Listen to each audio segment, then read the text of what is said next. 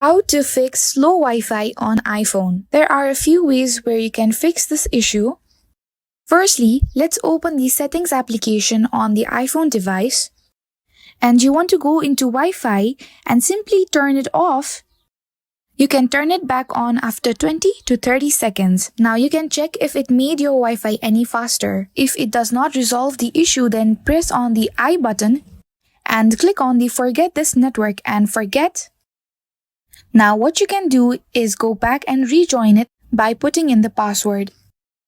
If the web pages on your web browser is still loading slowly, then you can go back to the settings and scroll all the way down until you see your Safari app.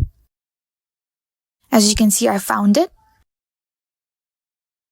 Now scroll down again and you need to go and click Clear History and Website Data if you haven't done this. I simply want to clear all of my history. And that's it. This is how you can fix your slow Wi-Fi on your iPhone device. If you liked the video, give it a thumbs up and subscribe to our channel for more amazing content.